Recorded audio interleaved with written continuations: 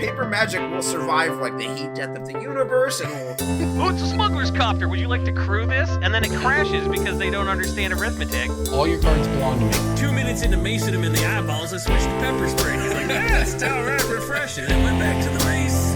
Magic is dying. I'm done. Selling everything. I might be a hoarder. And I yes, don't have the crayons or glue to explain this to you right now. What, are you gonna die twice? Oil will be worthless before magic cards will. well, okay, Dr. Man. That's Mr. Dr. Professor Jason. Hello, everybody. Welcome into Brainstorm Brewery, which, hey, you're seeing us right here on your computer screens or your phone screens or on your phone speakers or on car speakers. Corbin, how do You're I see seeing somebody us- through a phone speaker? Well, DJ, I thought you might ask that, and the answer is shut up. Moving on. Welcome into Brainstorm Brewery. The point is, you're listening to us, but soon you might We're be already seeing us. demonetized. You might be seeing us a little bit more because coming next year in 2025, there are magic events are coming back. So we're going to talk about that in a little bit. That's pretty exciting. It is me, DJ, and Jason in here tonight. What is up, y'all? You know, just chilling. I was told that I was apparently injured from climbing on a couch. Well, climbing Okay. is not the word I would use in that circumstance with you in the couch, but it is possible that the story we were relayed was that it involved. Many sources are saying, is that it? Many Mhm. people were saying, yeah. Well, I was at Command Fest LA, and it was not a good event. I think there are a lot of issues with the events that with that particular event that was putting on by Laughing Dragon as a Command Fest and location. And I mean, I was not particularly busy throughout the event, so I got to have an extended sort of group chat within the booth with several other industry folks about sort of what events might look like in 2025, and this was all prior to this announcement dropping. So we were all theory crafting and spitballing and sort of discussing with the event organizers about what events would potentially look like in 2025, and then we get this news. So Yeah, well, let's just go ahead and jump right on into it then. Big news today out of Wizards of the Coast. They're bringing back, what are they called? Magic Spotlight series? In so many words, it's a grand. they're bringing back GPs, is what you meant to Yep. say. Yeah, they're That bringing is- back GPs for the boomer crowd. That is called a Grand Prix, Hey, and I'm a boomer. and these are these large-ish open style. Anybody can go try their luck and qualify for the Pro Tour. Any old ringer can jump in. You don't have to go through the RCQ RC hoops. You just go and you play, and if you luck sack your way into top 4, then you were on the Pro Tour. And they're bringing back a semblance of these with slight differences and updates. And I'm sure we'll have a different system 2 years from now because that's how things go. Well, But, look, this is great though, right? Like this is you have a It chance is an to- overall positive announcement. Yeah. Yes. you have a chance to go play against Reed Duke in round 6 of your GP. Now there's Why would I 5 want to play in North against Reed America. Duke? I'll lose. Well, that's what's funny because most people who would play in GPs back in the day would savor the experience of playing against Reed Duke and losing. Maybe you win a game. Maybe you feel good with that. Maybe you actually win. Probably not, but maybe. And people love that experience and loved having the story to go back home and tell their friends. And, you know, for all the sort of recovery that has been done to the Magic tournament ecosystem since COVID and esports and all of that, we really did not have this. We had it at the Magic Cons. They had the, 75K limited open or 100K limited open or whatever, and they have the Secret Lair showdowns where people are playing for big prizes against people, but those are gated behind the MagicCon experience. They're not qualifying for the Pro Tour, which automatically, like for the players who, those like the Reed Dukes of the world who are about the Pro Tour, if they're not technically on the Pro Tour, or if later they introduce some kind of fractional point system or whatever to these type of things, these are the events that are going to draw them. And if it's open to the public and they're being hosted by Star City, the 5 in the United States, that's massive, right? And there's 2 in Europe, and then I believe another elsewhere in the world. So There's 1 Japan, 2 European, or 1 European, and 5 in the US. So I don't know. I think this is huge. I think it's a huge deal for the Magic ecosystem. A lot of pressure. That's for sure. I mean, remember back in the day, I think we peaked at 50-something GPs across the world in a year. There were weekends where there were 3 Grand Prix happening simultaneously on 3 different continents. We'd be streaming all 3 of them. Insanity, right? So, we're a long way from that. But Nature's healing. yeah, I mean, look. These are in addition to these. This is not a... Yeah. That's the big asterisk, because these are not a replacement of the existing RC or RCQ system. They are... Exactly. In addition to it. They're not Magic combined. They're separate from each other in terms of qualifications and all of these strings attached, but they are in addition to this system. That is the design intent. Well, and they won't be running alongside each other, right? They'll be separate events. Is that true?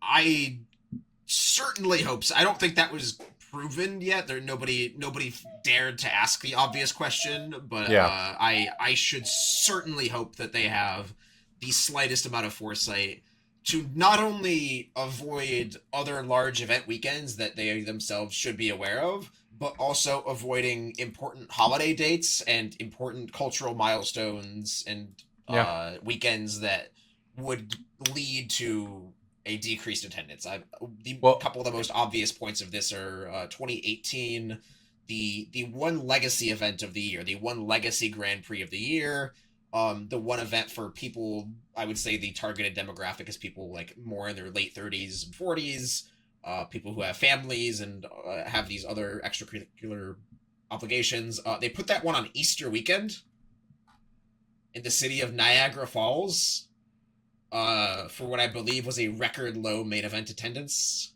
I was there. Ooh. I was too. Yeah, that was certainly an event that I could drive to.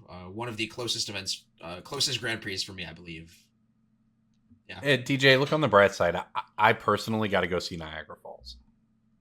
Yeah, I tend to forget that that's a thing that people are excited about. Like when you have your little local attraction and other people are like very, very. Which I mean, I know you don't have that experience of having something close to you that is remotely important. But for other people in the country, that is kind of a DJ. I live about 10 minutes from the site of like the most deadly terrorist attack in American history before 9/11. Oh, I thought you were going to say, I don't think that Joe Exotic getting bit by a tiger because he had like some a piss on giant- his shoe It's like a is giant. the most deadly Yeah. terrorist attack in history. No, there's like a giant museum memorial, like 107. To Joe Exotic's shoe? 168 people were killed, I believe. Can you stop talking about? I'm not like, oh, I needed to go to Niagara Falls in my life, but I was at GP Niagara Falls, so I walked 5 minutes from my hotel to see. I literally put my bag on my shoulder, walked 5 minutes down the road to see Niagara Falls, and then got an Uber to the airport to go to Europe. So, like, it was fine. Canadian Big side is waterfall. better. Sure. I think I might have actually walked over to the Canadian side for what it's worth. I remember because I had my passport because I was going to Europe, and so I went and saw the Canadian side. And yeah, it was cool, I guess. So it looks like the first weekend of the year, we will have the first of these SCG events in Atlanta. There will be one in Utrecht as well in the early part of the year. I think DJ has a calendar in front of him. He's got all the details for you here, at least to get things started of what we know so far. Yeah, so the SCG Con Atlanta will be at the Georgia World Congress Center next year, which is where pretty much all of the Atlanta events are, except for the cool stuff Command Fest earlier this year that was at some hotel that was not good.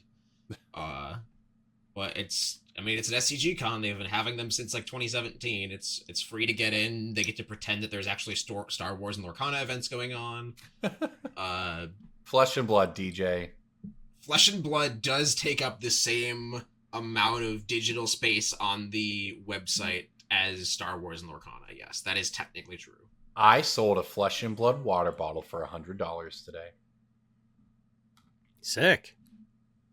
You mean you scammed somebody out of $100? Nope. Somebody was happy to get that water bottle. They previously had sold for $200, but I thought, the hype had died Corbin, down. we're not doing break in bulk right now. Anyway, so yeah, look, the events are back. it is a start. It's pretty cool. I am excited for there to be coverage. On that note of calling it pretty cool, I did think it was very funny the number of times Blake and Huey said something was a cool prize or a cool promo or a cool event. That's a fun little drinking game if you go back and watch that VOD. Well, what are you gonna say? You can't say money. You can't name dollars. Can't say valuable or exciting. You can say $10,000 to first place. Mr. Journalism English degree. There's things called like other words, a letter like you can. Good one. See how easy it is, DJ? Crack open a thesaurus, maybe. DJ, do you see how easy it is on live air to come up with a thesaurus? You just I can't say the word, and you couldn't even come up with. You were just stumbling over all of it. I was trying to think of the word that means exactly exciting. Words. The word exciting is not as subjective, right? Tantalizing is not as subjective, but cool. You could be like, "Oh, that's a dog promo." He's like, "Well, I thought it was cool, therefore I didn't lie." you can't. You need plausible deniability, and you can't say anything other than cool. Right? Desirable, I believe, is a good one that floats around. Well, I desired it. Yes.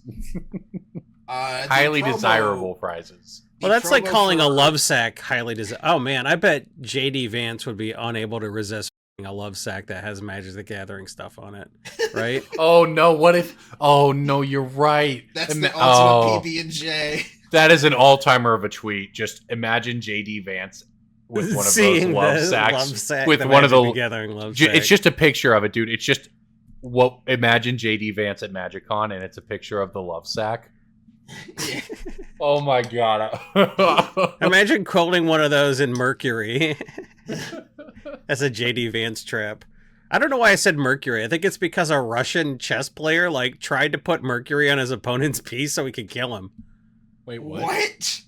There was a Russian chess player that was caught trying to put Mercury on one of his opponent's chess pieces, so the guy would touch it and die. Wait, would it have worked? Is it that skin soluble or whatever? That's a real it depends what kind of mercury. If it was methyl mercury, there was a chemist who was wearing 2 layers of gloves, and she got a drop of methyl mercury on her glove, and she still died.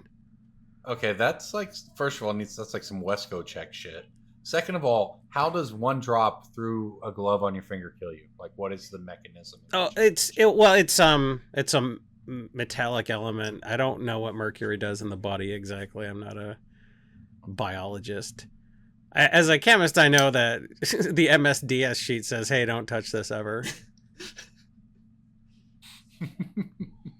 We need a little graphic for the impromptu Bill Nye classes we get from Jason. Yeah, dude. Just Jason Alt, the science guy, doesn't quite. No, there's work, some stuff we worked with in the lab, concentrated nicotine. If you had nicotine lozenges, you needed a concentrated form of nicotine to use as a baseline for your analysis, right? So it's don't touch this.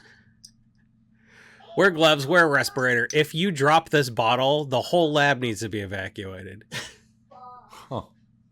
Anyway, yeah, just inhale that whenever, by the way. Just go on, light up a cigarette. Didn't Anders Breivik spray his bullets with nicotine? No one knows who that is. The guy who did the mass shooting in Finland or whatever. I don't know. Whatever. All right, you can cut that part. Nicotine will you up. That's the TLDR. There you go. All right, and the TLDR of 2025 is that we are back. Okay, we are so back. That's what we're going with. One of the prizes for first place at the Spotlight series for Atlanta is you get one play booster case of every standard legal Magic set that releases in that year. Which sounds like a lot until you remember the word standard legal. It's still a lot, though. Yeah, but isn't standard 59 sets right now? No, well, look, there's 4 standard releases a year, right? So it's 4 cases. I mean, and a case is going to be $300 to $400 on the aftermarket, so you get an extra $1,600, maybe $2,000 in your prize after you. I think that, or you don't have to go buy cards. Yeah, no, I think that's pretty good though. It's not bad, but I just thought it was the cadence at which they said, "Oh, you can get a case of standard or a, again, quote, cool trophy." It was a What's case of cooler standard than or, $1,600? or a cool trophy, or I believe they also used cool piece of memorabilia. Well, Huey's Jason, words. you're familiar with the drama around the dark rituals and all that. So Oh, like, yes. that's the same same kind of issue, right? Where the second place isn't nothing. People are acting It's like a first cool place is- trophy. but it's not the same. Yeah. All right. Well, speaking of cool cards that are not the same and cool trophies all in one, the One Ring has been the topic of discussion recently because the borderless version, of course, has gone up in price. There was the One Ring. Well, Mark Rosewater talked about all of this as the One Ring has gone north of $100. Talked about all of this in his State of Design article for 2024. So there's a lot in here. What's interesting about this, if you're not familiar, Mark Rosewater is the head designer of Magic. He does one of these State of Design articles like if every you were in year. a coma 10 years ago listening to this podcast, Yeah. and you heard us talk about Mark Rosewater being the head designer of Magic in 2012, and then you woke out of your coma and immediately hit slam on that Spotify and caught up after a few years of Brainstorm Brewery, like Mark Rosewater hasn't retired yet. Mark Rosewater's, he's 3 months away from being the head designer for 21 years. That is insane. He's been writing these State of Design articles going back to 2005, and we were talking about the state of the Wizards archives a little bit before the show. But he designs they the are sets all available. and all the heads. If we can't agree on term limits for Congress, can we agree on term limits for this? I think he's doing a great job. Would you not agree that the State of Design of Magic is in a good spot? Not development power levels, like just the creativity of design. Right? Like, it's been incredible. What? Sure, man.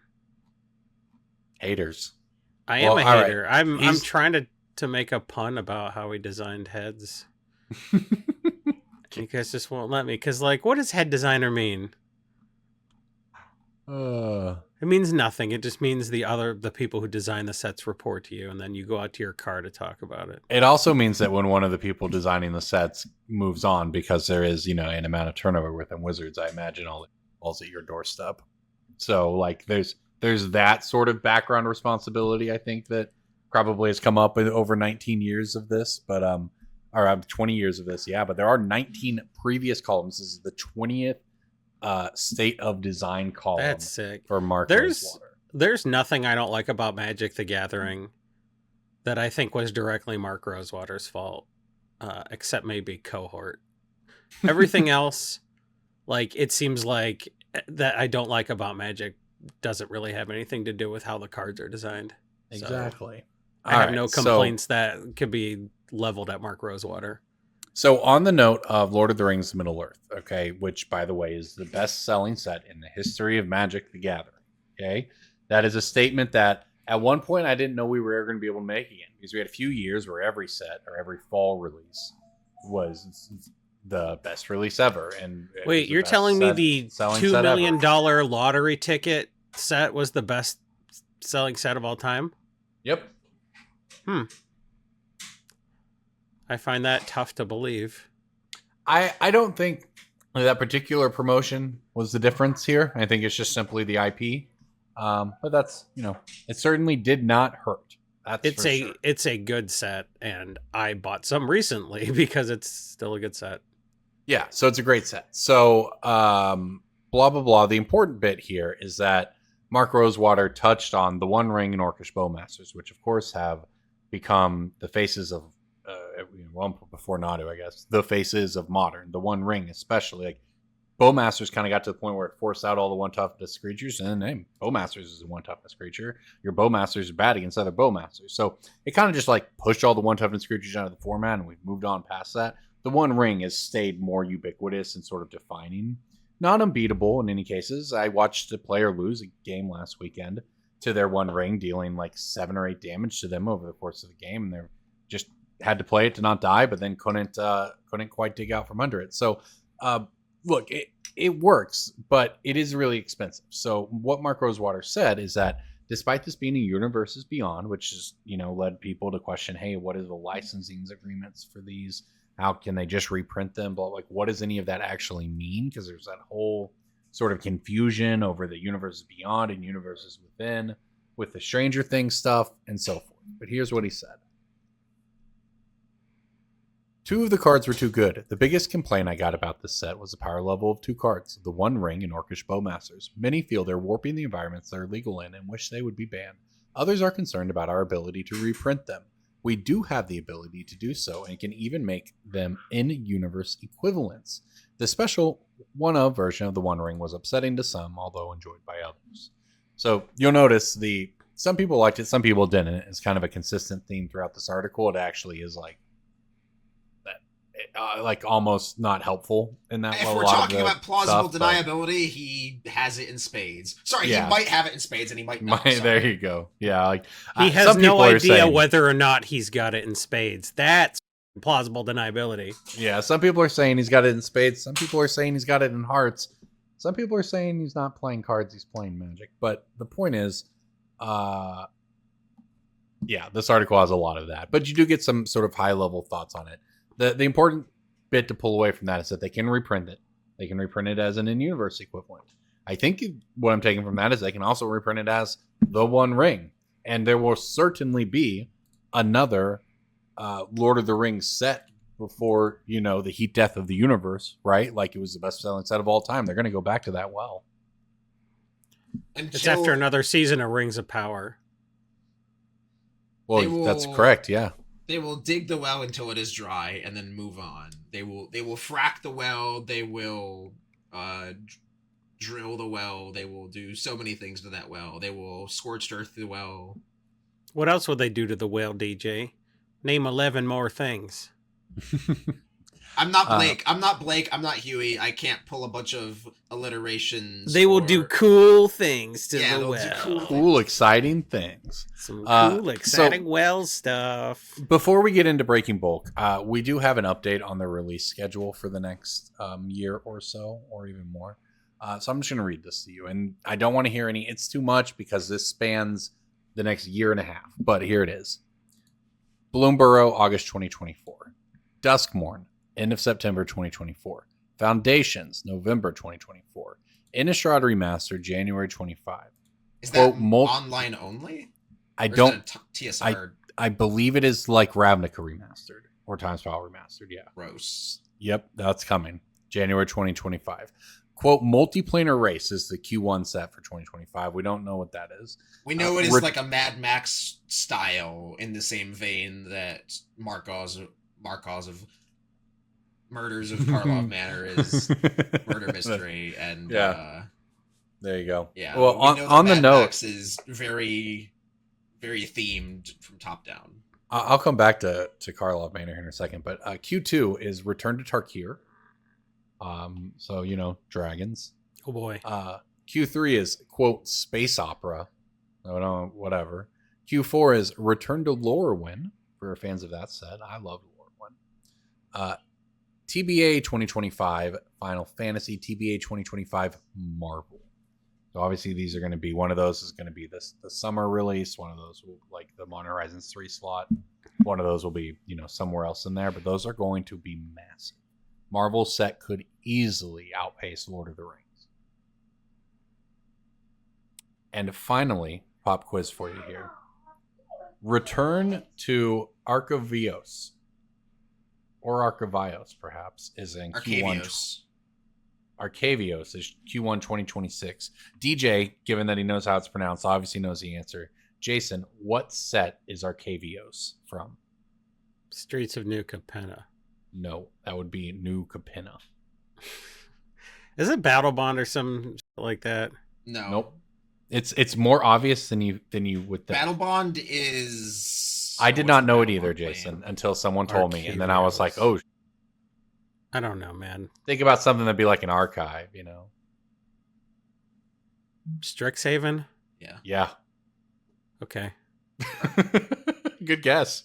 It's there's a few of those. I'm surprised they didn't call it like Nogwarts or something like that. Well, most people think the plane is Strixhaven, right? But Strixhaven is the school on Arcavios. That is also true for Ixalan. I think Ixalan is the continent of Ixalan. not the plane, because I believe the vampires are from the asterisk legally distinct Europe that is not Ixalan. Oh, I didn't know that. Yeah, I think Ixalan It's is also the not the continent. Innistrad. Huh. I don't actually know if it has a name, but I know that Sure. Ixalan is like not the plane itself. There you go. Fun facts all around. And some more fun facts are coming your way here in Breaking Bulk. Because that's what we do. Actually, did you know that the vampire voice that like it's because Bela Lugosi Just do was that vampire voice again, please. Bela Lugosi was trying to sound like somebody from Wales, and that's how we thought people from Wales sounded. So that's how we got the vampire voice. Did you know that? I did not know that. That is a fun fact, Jason. That's true. It's Jason once did literally a movie podcast for years, True-ish. actually. True-ish. Okay, perfect. Thanks. People Anyway, who are knowledgeable about films will notice that some of that was true. yeah. Well, one other note about the Mark Rosewater article is that he did note the immense dislike that people had for the detective hats on Ravnica. The feedback was that the set was not focused on Ravnica enough. It was too focused on the murder mystery. That was the takeaway they had. So, just some interesting stuff there. But Breaking Bulk time. Breaking Bulk time. Break. Oh, yeah, Breaking Bulk. There's so much good stuff. It's a pick. Breaking Bulk. The end. always interesting is going to be Breaking Bulk, brought to you by our generous sponsor, MTGstocks, the best place on the internet for your Magic financial information, where we all go to use the premium side of the website to get interests tracked over the month. Monthly interests are probably my favorite part of the premium side. You can also set up inventories and alerts and all kinds of great stuff. And MTGstocks is where I go to find this Breaking Bulk. It is a black uncommon from Phyrexia. All will be one. Give me a Shieldred's second. Edict. Give me a second. No.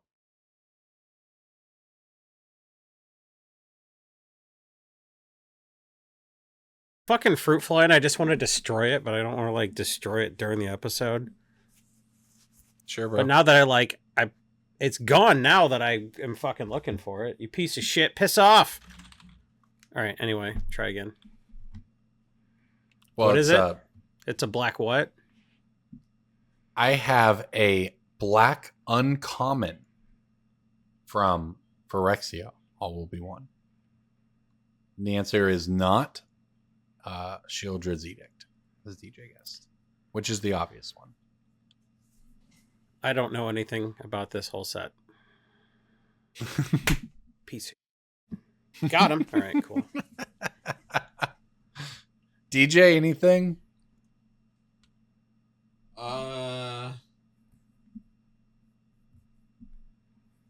Where's Cass when you need her? Yeah, Cass would probably know this Cass one. would nail this because she still picks new bulk. This is it's like 75 cents. It's a realish uncommon as far as these things go. Is This it, set was wait, during wait, my wait. fugue state. I'm gonna reverse engineer this. Is it Okay. Is it kill spell with proliferate? Yes. That's not. Damn you. Drown and Icor, 75 cents. Pick it up. All right, DJ, what do you got? Mine is a Alara Reborn, and I know everything in Alara Reborn is multicolored, but it is an Alara Reborn multicolored artifact, which should narrow down the pool significantly. Is it the blue white one or the blue black one? It is Is not it a a- border post. Is it one No, of the it's not a border equipments? post. There was the Unbender Tine, and then there was the other thing, the blue white Yes, there's the blue black one as well that's sometimes worth the equipment that's sometimes worth money. Mask of Riddles? Maybe, Is that- yeah. Maybe. No, it's neither of those. Whatever you just said, it's neither of those. one. I'm sorry, you said Shards of Alara, right? Alara the third- Reborn. I'm sorry, yeah, the third set. Is it Mage Slayer?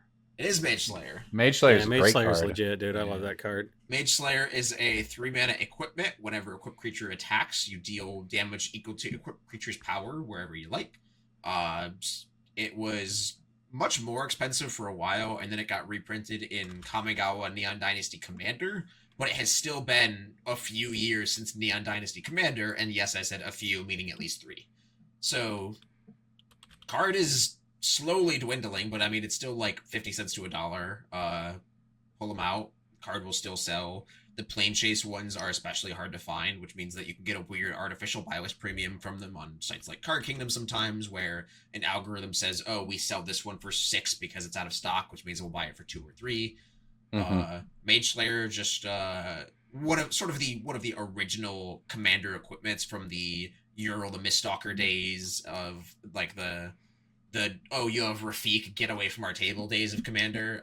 So it does have a kind of a storied history of being playable.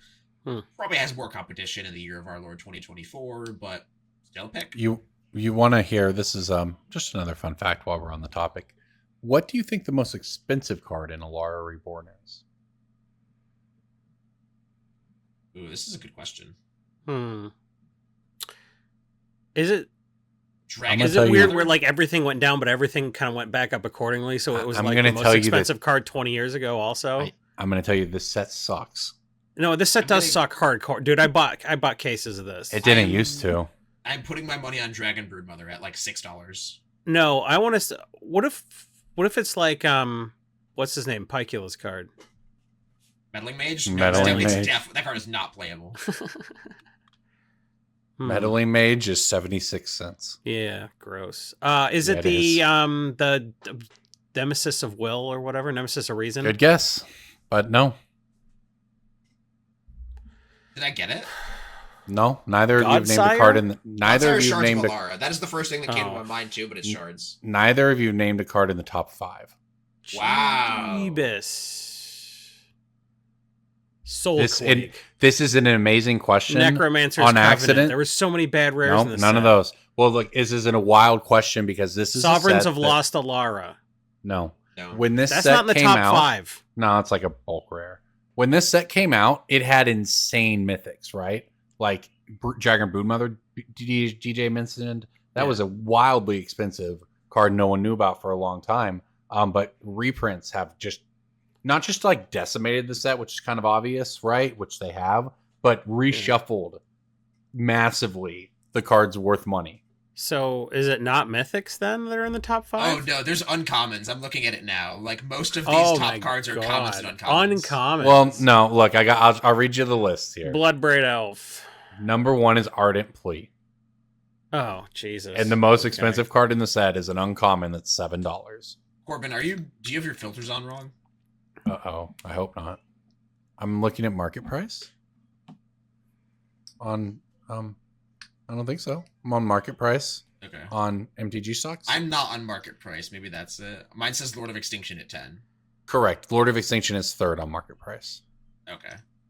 Like Did we say Lord of Extinction yet? No.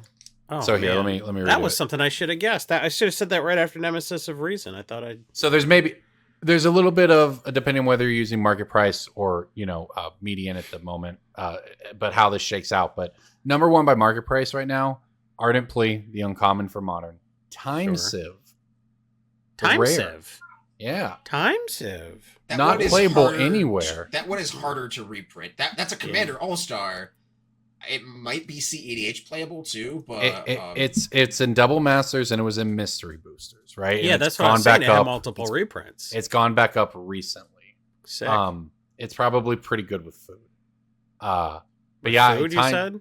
Yeah, right. Yeah, So Time Sieve was the first combo. Like Time Sieve got me hooked on combo decks and Magic, sacrificing a bunch of eggs and baubles and like that. My first deck had the combo with Thopter Foundry, where you bounce it and make enough Thopters to sack it. Yeah, to go infinite. Yeah, it was very fun. So 3rd, Lord of Extinction. The first mythic is not, or depending on how you look at it, but the only mythic in the top 3 is Lord of Extinction. And that's got multiple reprintings too. Yeah. Then Lich Lord of Unks is $5. Lich Lord of Unks, huh? Karthus Tyrant of Jund is $5. Karthus. And that's the one that used to be $20, man. Yeah. Like that card was $20 for years. It was an amazing mythic from an old set, and it got hit in Double Masters And mystery Booster boosters, Mystery and boosters. and then a secret layer. But yeah, now it's a $5 card. So I don't know how to feel about that. so going by market price here, DJ mentioned Dragon Broodmother. Dragon Broodmother actually less expensive than the Dragon Broodmother token. Not by much, but those Only are the one next printing two. on that token. That's why. Yeah, those are the next two on the list. And Centriplets, Miles, Aria, Wargate, and we're talking down. We're below $3 at this point, so pretty rough as a second, gotta say. All right, fun game, Jason. Though, back to your regularly scheduled breaking bulk. What do you got? Let's break some Bizulk with this uncommon green card from Ammo and Cat. Manglehorn. That's a fun one. Is it really that easy? Well, it makes all your Is it opponent's artifacts just come into play Manglehorn? tapped. That's the first one that comes to mind because I know the foil is 15 or 20. The foil of that card is very expensive. Yeah, Manglehorn's just nuts. People didn't read it, I guess, or something. I don't know. I remember it being like a sideboard card at the time it came out. Like it's always kind of been like a thing, but I imagine its utility in the treasure meta of Commander is very Yeah, and food and shit like that. Like, yeah, it makes everything come down tapped. It really slows down people doing BS. Yeah. So how much is it? Retail? Yeah. Like $1? Oh, and rising. A great one to pull out of bulk. Well, there you go, everybody. Breaking bulk brought to you as always by MTG Stocks. Let's move on. All right, before we get to the pick of the week, I want to circle back a little bit to Lord of the Rings. I saw this discussion come up of somebody trying to crunch the numbers of the total copies in existence of the borderless poster version of the One Ring. This special printings that they did of these cards that are in these very distinctive, wildly unreadable full art style. And that version of the One Ring got very, very expensive. Well, what's interesting is after they crunched the numbers, they actually found that there's more of those copies than there are of Showcase Scrolls copies of cards from the set, from all the releases, if I understood the math right. But either way, there's not a lot out there when it comes to these super rare Lord of the Rings cards. And the most recent to spike is the Saruman of Many Colors borderless poster card, which has gone just nuts, right? Like it's just basically, it was climbing and then it kind of got bought out. And now all of a sudden it's a $40 to $50 card when before it was $12. So this is something to keep in mind with these Universes Beyond products is how many of them, like what scarcity means. And like, yeah, Mark Rosewater told us they can reprint the One Ring, but when, right? Like, is it just going to be a random one-off Lord of the Rings secret lair in September to sell, just put copies of the They're One Ring saving on the it for market? Post Malone getting canceled. If Post Malone gets canceled, they'll just do another one and make his worthless. Well, it's a question of like, I've also noticed the other one I looked at recently was the Doctor Who secret lair boxes sealed that they did when the new season of the show came out, and the cards in the secret lair had the 15th Doctor, the newest character introduced to the show. They did it really well. They timed it, but when I looked a while back, there were like exactly 2 of them available on TCG Player, the sealed copies, right? Which is just a price of that is just asking for someone to spend not a lot of money, and then the price to be whatever they want it to be, because the supply on some of these secret lair things, like maybe the volume that gets moved isn't huge, but it's not a new reserve list or pseudo reserve list or anything necessarily in that sense, but it's hard for them to reprint a lot of this stuff. They can make more copies of it, but the actual For like them if we're talking about the to come borderless out and poster say- version, For them to have to come out and say, we can reprint this, it's like, we haven't really demonstrated we can do that in a way that doesn't piss everybody off.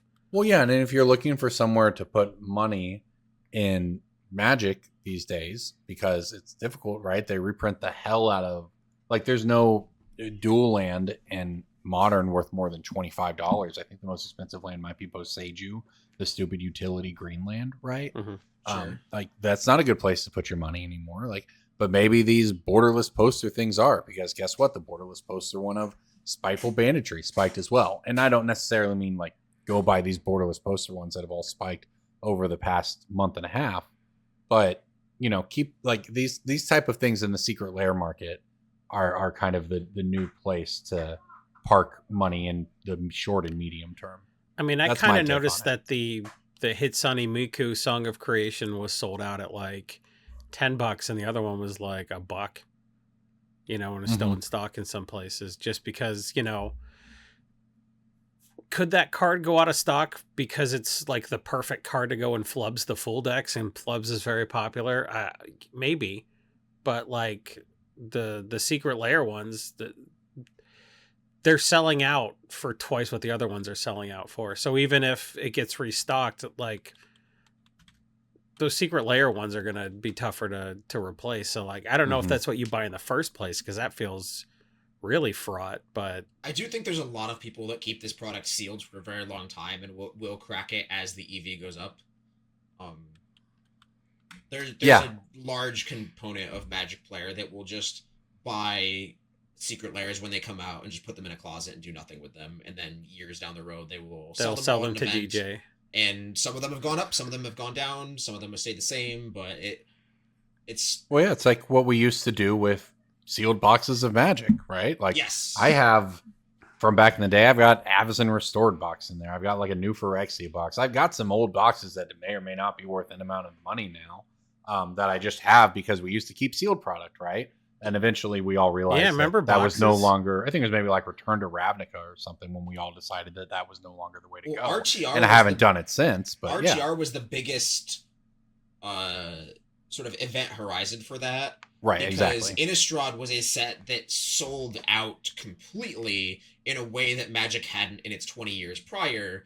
And it brought so many people to the game, it just changed the complete ecosystem of how many players we were operating with. And to change that paradigm, WotC cranked up the print run and made sure there was multi times as many more copies of Return to Ravnica boxes. Exactly. And then so all these people who were holders, the distributors were like, yeah, we still have more. You cannot empty us out of stock. And that cooled everyone's feet off. But the biggest difference between booster boxes and play boxes, I guess play boxes now, and Secret Lairs as a blue chip holding stock, is the target demographic for your booster box like shrinks massively over time with the ebb and flow of players in the game.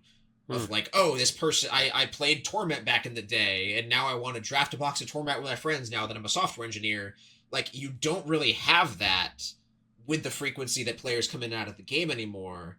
Your target demographic is like, oh, Doctor Who audience, which is still like, you have World War II veterans that are like, oh yeah, Doctor Who, I know what that one is. Like, so your staying power for your nostalgia bait is so much higher for these very, very entrenched intellectual properties, as opposed to like person who remembers Innistrad draft. Like, yeah, you could still get a premium for an Innistrad. Yeah, we're box. banking on nostalgic from a time when 10,000 people total played Magic the Gathering. Yeah, like you can still get a premium for an Innistrad booster box. Don't get me wrong, but your target customer is very narrow, very hard to find, and also has to have the net worth and socioeconomic status to afford that $500 box, compared to like, oh yeah, I saw this cool Hatsune Miku card that is $30 that exists. I'll buy that. And I've noticed so much of that at shows because we, as a booth, switched to a Secret Lair only display case. That as a part of the booth's offering. So it's just every Secret Lair card, or as many as we have, in foil. And you have so many new players coming up who have played Magic for between 2 to 5 years, and like, oh, when did that become a Secret Lair? Oh, this was from 2020. Yeah, exactly. Oh, this is a cool thing that I didn't know existed, that I went to this con, saw it in my face. Here is $60. I want this, this, this, and this. I didn't have a ton of customers in LA, but the ones I did, a lot of them were, oh, do you have, they have like the Ian Malcolm Secret Lair open on their phone. Like, do you have that one? Do you have that one? Do you have that one? Okay, I will give you $80 for these Secret Lair cards of whatever Secret Lair was, and just paying the premium for something that was $35 in a weird Secret Lair drop 3 years ago. And you can make an argument for like, oh, print to demand, print to supply, print to limited print run, whatever. But like, either way you slice that cake, there is always going to be Secret Lairs that are underprinted because of lack of demand, and then years later it's super high. You know the most expensive Secret Lair card is, not counting like the Weird Dark Ritual stuff? It's Thassa's Oracle, because nobody cared about this Secret Lair when it came out, and it was a print to demand one, but the card's like $100 because it was print to demand. Well, and now it's Thassa's Oracle, and CDH is an exploding format. And... Right, Yeah, and so right. that's the other side of the coin when you have Twitter and Reddit screaming about how dare they limited print run this, how dare they choose an amount in advance and then print them. Well, they can do that, and then some of the Secret Lairs are going to be worth nothing because they were printed to, like, they were a limited supply. Players only bought a certain amount. Yeah. Great, that's how many there are out there. You'll be able to get a million well, of as that. if they do. Well, it's true. You're right. They, as opposed to a lot of other products, can make their way out into the world via MagicCons. People don't realize how much product is giving out at MagicCons via bags and stuff like that. That it's actually like a really non-zero amount. If they have a bunch of extra of X product, they can get them out into the world. You know, like giving out 5,000 copies of something a couple times a year does help to clear out some extra stock. If for you're sure. Wizards And and so, have like, some of this 15th Doctor, excellent. This is my pick of the week now. Congratulations. Like, Pick of the week, pick of the week, pick of the week. Time for the pick of the week. excellent. This is my pick of the week now. Congratulations. Like, pick of the week, 15th Doctor. Go get him. It's hard to reprint. Like, all of these I statements are true. don't want to go get a 15th Doctor. Though. It's great though, Jason. Come on, show's great. It's hard to get. It's already at the $20 threshold, which is a great price point for a spike because of how TCG Player works. With their direct premium and like pricing this card at $23 is inequitable for a store. So once the supply dries up, you will see the ones that goes 23, 20, 25. Oh, the next one is 40. The next one is 55. And are those going to sell? Maybe. I don't know. But I am very confident that the target customer for this card can afford a $40, $50 copy of the 15th Doctor to go in the second page of the binder and complete the playset. Yeah. Well, and to TJ's point here, I have the past sales loaded up on TCG Player for the Secret Lair I was talking about earlier. Looking back to April and May here, they're selling for $70, $80. Looking back to the last 2 weeks, there's nothing below 110. So yeah, that's a pretty appreciable amount of growth on a Secret Lair just over the last, 3 or 4 months. So yeah, and I think that if we were to dig deeper into the hundreds of Secret Lairs there are at this point, we would find more examples. Yeah, that's a fun little project for a data analyst. Yeah. And while we're on this topic, the Festival in a Box is a very good buy, and you should buy it. Ooh, go on. So they did Festival in a Box for previous Magic Cons and previous sort of marquee events That was a COVID thing, I thought, right? It started that way, yes. it started that way as a way to move product during set releases. And it was, I think the actual original use of it was that when they brought conventions back, there was still a lot of anti-in-person gathering sentiment, and they really wanted to have a good, well-made offering for people who could not attend because of COVID concerns. So Yes. I believe that that's where the idea started. The other reason for that was because they had a shit ton of Mystery Boosters sitting in a warehouse. Yes. But so this Festival in a Box LA or Las Vegas 2024 is $250. It went live yesterday, noon Eastern time. And here's the description. Can't make it to MagicCon Las Vegas? There's always MagicCon at your house. Blah, blah, blah, blah, blah. This will be your first chance to get your hands on Mystery Booster 2 display. And like we were talking about a few weeks ago, you can't get this product through your LGS. You can't get it through normal distribution channels. It is a convention exclusive designed to get butts in seats at conventions, which there is a good thing as long as you follow it up with something like this. And this is a small step. Of course, it would be much better if this was a LGS product. But you get the Mystery Booster 2, you get a lot of random collector boosters, like just stuff from recent sets. You get your Lil Legends foil Secret Lair drop that has Rhea, Orvar, Lavinia, Drana, Omnath. Sure, you get a promo pack with the Swords to Plowshares from Amsterdam. So you get your previously convention exclusive Swords to Plowshares from Amsterdam, which will be worth a decent amount of money as these start coming in. You get a lot of convention exclusive stuff, like the Ponder from Chicago. You get these, like, all this limited edition stuff, and as I said with the Secret Lair stuff, you will have players down the road, a year or two now, or even immediately if they miss the drop for the Festival in a Box, you will have these people wanting to open and play Mystery Booster 2.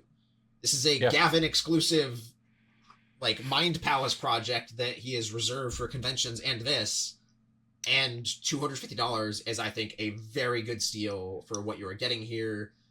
We are recording this Tuesday night. This thing went live yesterday, and it's still available. You have a max order quantity of 3. I personally got 6. 1 for me, 1 for the wife. And I think that you cannot go wrong. If you're looking for a place to park money in Magic the Gathering, I think the Festival in a Box is my other pick of the week. That is, you should get 3 of them. You're in for $1,500, huh?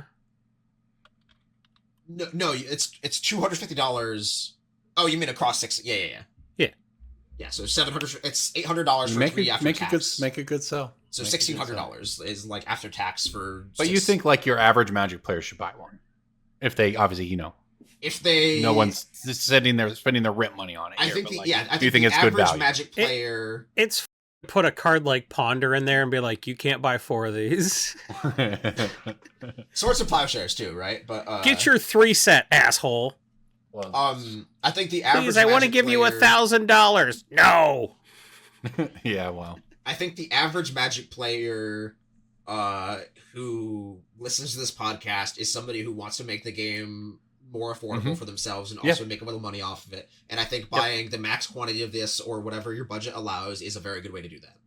Okay, well. And even if you are not gung-ho on the product, there are vendors who will pay you the slight premium to just be a middleman for, like, there are vendors who will be like, yeah, I'll pay the $270, like, you make your little bit of money, like, and just give it to me. So, like, I do not think you can go wrong with this. And the fact that it is still available more than 24 hours after going live means that even your Magic player who posts on Reddit and is like, but I work 4 jobs, have 6 kids, and I only get to play Magic 20 hours a year. Where's the product for me? Like, it's still live, man. They sent out 17 emails. You can buy it right now. If you're a Patreon at patreon.com/BSB, you're listening to this podcast on Wednesday, you're getting the advice immediately, and it's probably still available. So, and if you're not a patron, even if you didn't miss this, you coulda.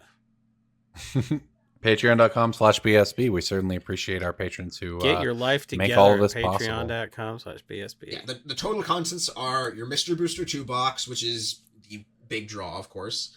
And then you get 3 collector boosters, a promo pack that has the swords, the planes, the ponder, and the convention Maro, which that one's a throwaway.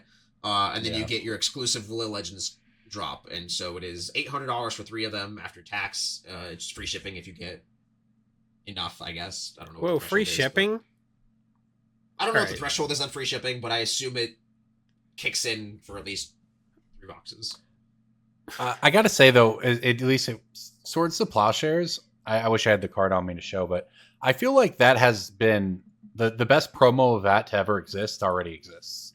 And it's the Tulip Man promo from That's literally Amsterdam. The one we're talking about, Corbin. Oh, we get them in a box. Well, there you go. It's the best one to ever exist. You can get them. Guess they're not that exclusive after all. Corbin Hostler, everybody. I don't pay attention either. I have no idea what's going on. It's been a great episode. I missed that particular note. It has been a Jason, great episode. the breaking bulk is Phyrexia. All will be one. Nope. Jason, why don't you go ahead and give us your pick of the week? Okay, sure. I'll do that for you because Mrs. Bumbleflower alerted me to the fact that some of the more expensive cards lately have been EDH deck exclusive cards. Remember those? Yeah. Well, they're back and they're not quite what they used to be. They're not like, oh, we accidentally a goblin that gave you 50 mana. Sorry.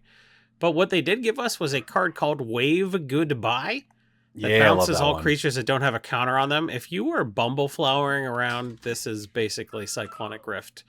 And if you can get a Cyclonic Rift for under $5, you should probably do that too. Yeah. Wave Goodbye, I play in my Hackball deck. It's so fun and so good.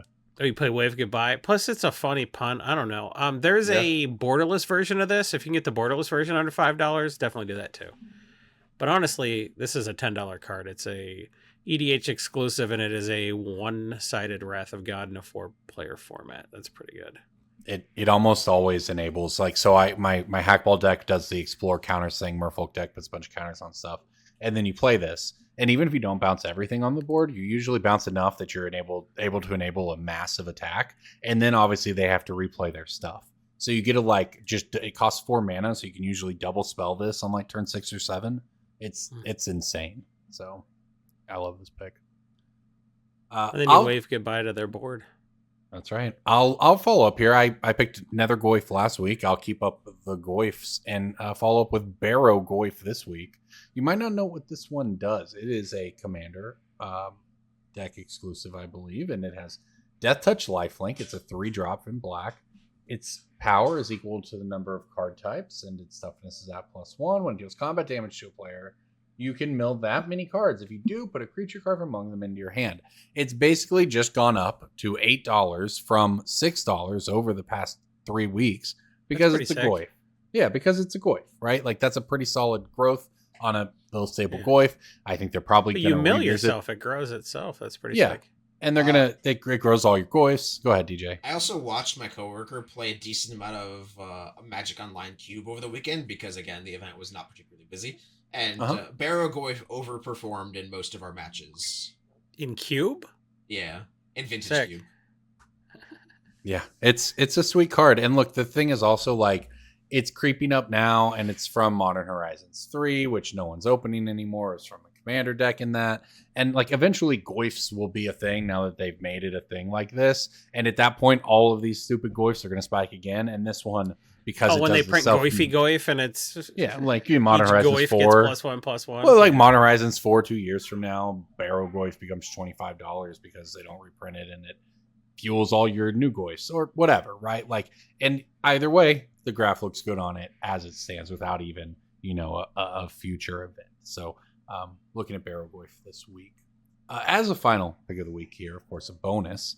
Last pick of the week would be Coalesce Apparel and Design. That is where we go to get all of our Magic apparel. You can use the gift code Brainstorm Brewery to get 10% off your order, which you can use not just for our merch, which we do always appreciate. We have some amazing shirts there, including a Brainstorm shirt that is very popular with not just our listeners, but everyone. You can check out all of the merch available at Coalesce Apparel and Design. And as Jason always points out, you get a booster pack with every order. Get a little boosty. When you like an EDH Rex sticker, a Brainstorm Brewery hoodie, and a little boosty pack, you know you would. Those things all sound nice, not going to lie.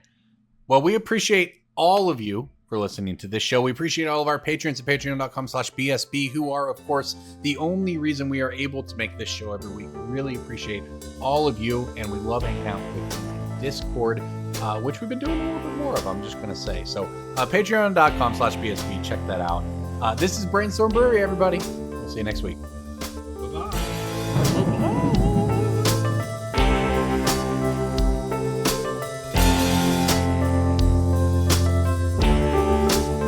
Oh, thank God the episode's all over. I've been holding that fart in for a half hour.